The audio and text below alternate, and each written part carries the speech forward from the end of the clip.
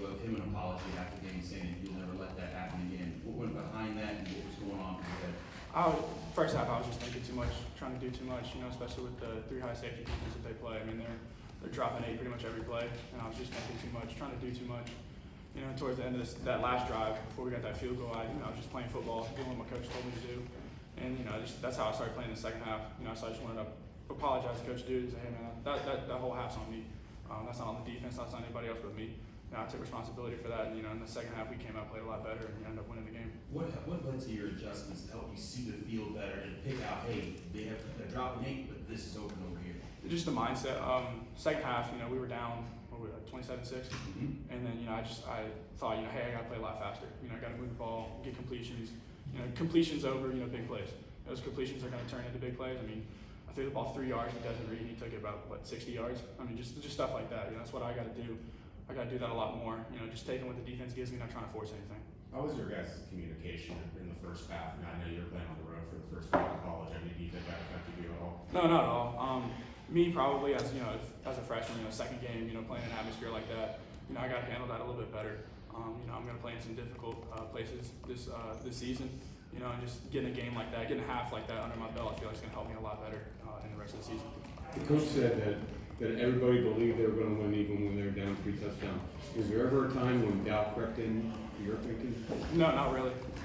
Those guys, especially those leaders, those seniors on offense, they kept me up. They believe in me. They helped me believe in myself to go out there and make plays, just do what I do. Defense, made some key stops. My guys, Heem and Ghost over there, they made some great plays for us. Quarterback! Love you. They made some great plays for us, giving us that momentum that we needed to go out there and win the game. You mentioned Des, he looked like he was doing everything, but he was also maybe a little hobbled too. What can you say about Des's performance today? I told y'all he was going to have a better game. I told y'all last week, I was like, that's not even the best game he's going to have. He's a guy that you can just get the ball, like I said, 2 yards down the line, and he's going to go get you 70. He's a dog. He's from South Florida. He was raised a little different, being from the South and everything, and he's a guy that's tough as nails. He's going to do whatever his team needs him to do to end up winning the game. So talk about your scrambling ability there in the second half. Just what was that conversation like to kind of take advantage of that? That's one of the adjustments I made in the second half, was just realizing, hey, if it's not there, don't force it. And they're only rushing 3, so I can get out the pocket, make some plays. I felt like that really helped us continue drives, just moving the ball down the field, and that's one of the things I didn't really do last week, and I knew how to do it at some point this week. I wasn't really doing it in the first half just because I was just trying to force stuff, make the big plays instead of just taking what the defense gives me. And on that last drive in the first half, in the second half, I really kind of just took what the defense gave me and ended up just running down the field, getting at least 8 yards, 10 yards whenever I needed it. What did Kate say to you in the locker room at halftime about adjustments, or just what did he say to kind of get you guys going? He just told me to just play football, drop back, take what they give you. The running back's there, out of the backfield, check it down. Don't force anything. I can play in this league. He's like, hey man, I got the utmost confidence in you. You got to have confidence in yourself. Just go out there, play football. We all know you can do it. This team believes in you. I believe in you. Coaches believe in you. And he just told me to go out there and play some football. How does it feel to have a kicker like Ben Sauls, and he can go and get you those winners whenever he gets on? It's unbelievable. Last week he kind of got on me after he hit that 50-yarder. He got on me for not going up there and telling him thank you. So as soon as he hit a field goal this week, I went up there and I said appreciate that.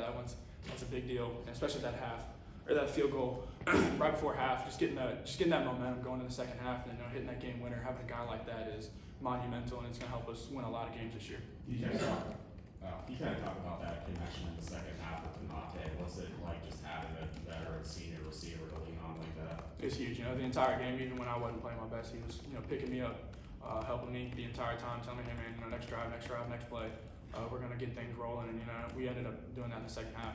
Just having a guy like that, a senior guy who's been around for a little while, has a lot of maturity. He's a big leader. He's a captain on his team for a reason. Just the way he carries himself, he carries other people with him. So he helped me a lot.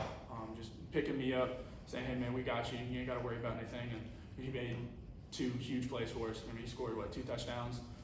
Just always there for us. Making a big play on that last drive to end up winning the game. Have you ever led that big of a comeback before? Yes, in high school I did. We were down, my boys back in Zachary, Western Road doesn't like us too much. We were down 21-0 in the first quarter, I think 24-7 at halftime, ended up going into double overtime and winning it.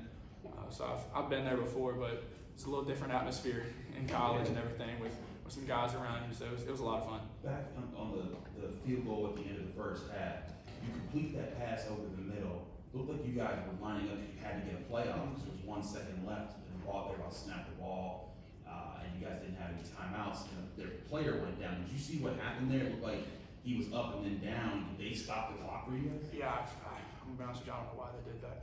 I mean, we were gonna go, run a play. I mean, we knew we couldn't spike it because we only had 1 second. And I mean, one of those guys was talking trash and all of a sudden went down.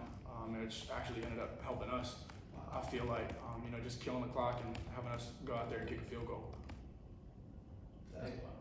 Anything else? What credit would you give to your offensive line for keeping you in this game?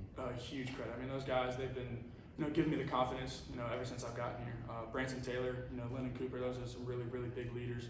Ryan Baird, they've always believed in me since I got here. They've been always, helping me out, asking me what I need, just there for me whenever I needed them. And, they were there for me this game, just keeping me up, and everything. They played a heck of a game. We needed them, and we're going to need them to play well if we're going to make a long run in this, win a lot of games. Are you excited for the backyard brawl next week? We got a 24-hour rule, whatever. I'm going to enjoy this week, then we're going to get ready for next week. Thanks, Eli. Quarterback! Appreciate it, folks.